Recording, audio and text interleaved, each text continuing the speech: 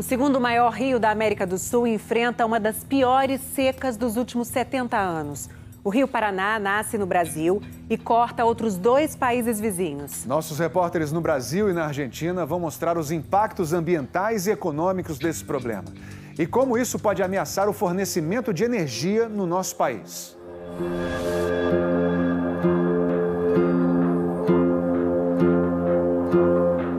Um cenário que, à primeira vista, não faz sentido algum. O barco atracado no meio do mato. O pier, que termina onde não há água. As casas construídas sobre palafitas, para se protegerem de algo que nem de longe parece ser uma ameaça. O Rio Paraná é o segundo maior da América do Sul. São quase 5.000 quilômetros de extensão, uma bacia hidrográfica com uma infinidade de rios secundários e de lagoas. Em Rosário, a 300 quilômetros de Buenos Aires, veja a que ponto chegou o nível da água. Normal é que esteja com mais de 2 metros de água e agora está com apenas 15 centímetros. Fazia mais de 70 anos que não se via o Paraná dessa maneira. Esta estiagem do rio é muito parecida com a de 1944. Mário se criou em uma das muitas ilhas do Rio Paraná. Com a baixa do rio, é preciso ter cuidado para navegar por aqui, para não atingir um banco de areia novo que tenha se formado. As colunas das estruturas dão a dimensão de como o rio está baixo. Na ponte Rosário-Vitória, notamos que há uma linha mais clara marcando os pilares. Era ali que a água costumava bater.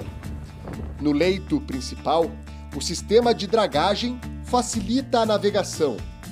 Nos leitos secundários, a realidade é outra. A gente vive da pesca e o peixe não tem como se reproduzir.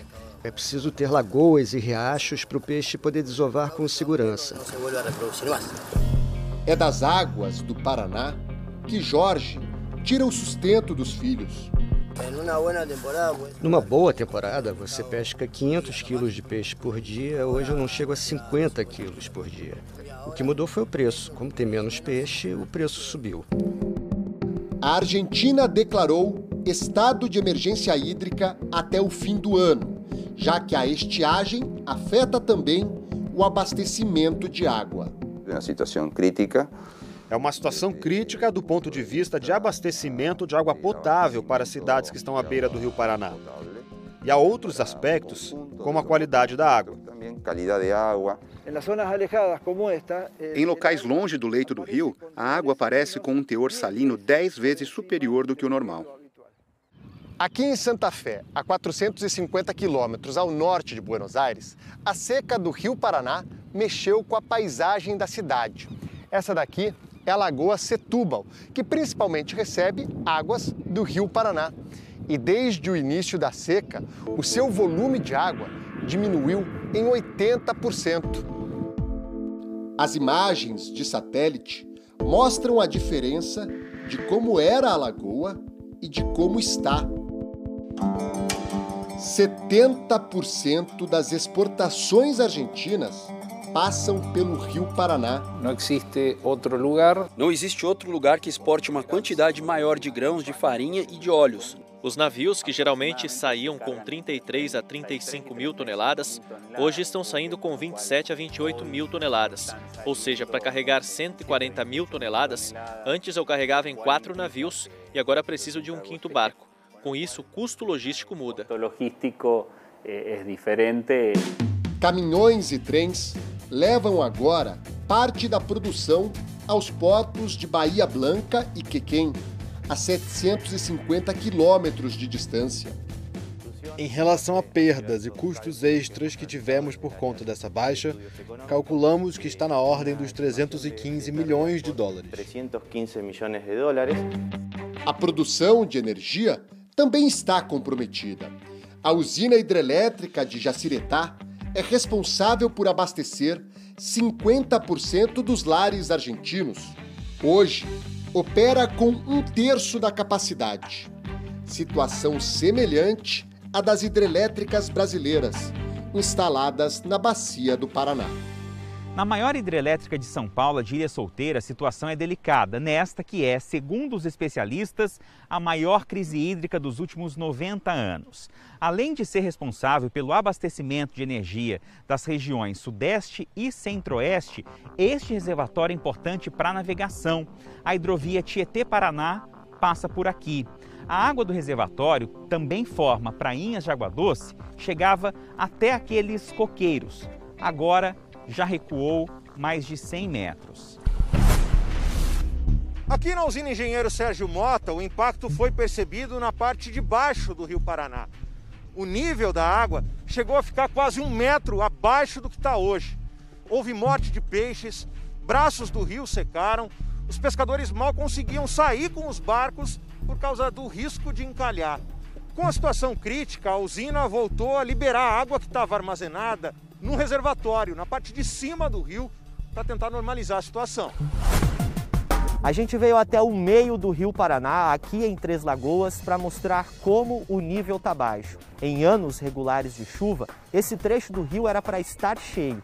A hidrelétrica de Jupiá banha 7 municípios, em São Paulo e Mato Grosso do Sul. Aqui em Foz do Iguaçu, o nível do Rio Paraná está 7 metros abaixo do normal.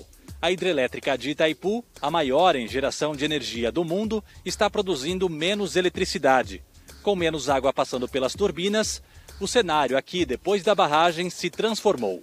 As margens ficaram mais largas e o leito do rio mais estreito. Toda essa área de pedras antes ficava encoberta pela água. A situação preocupa também os pescadores.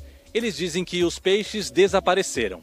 Há 30 anos que eu pesco nesse rio, nunca tinha visto do jeito que está acontecendo aí, nunca tinha visto na minha vida. Quando os reservatórios esvaziam, a potência, quer dizer, a capacidade instantânea de produção de energia, ela diminui porque é proporcional à diferença de nível dos reservatórios. A Companhia Energética de São Paulo afirmou que resgatou 4,5 toneladas de peixes, que foram transpostas para o leito do rio. Tanto no Brasil quanto na Argentina, o volume de chuva caiu nos últimos 2 anos. E as previsões são preocupantes. Continua essa tendência de chuvas abaixo da média, especialmente na região sul do Brasil, onde tem o maior impacto na precipitação. O que pode acontecer esse ano, em novembro, é alguns apagões por efeito de desbalanço na hora do pico, na hora do consumo máximo, às 2 da tarde, quando estiver quente, todos os ar-condicionados ligados, e aí pode ter alguns tipos de apagões de curta duração e localizados.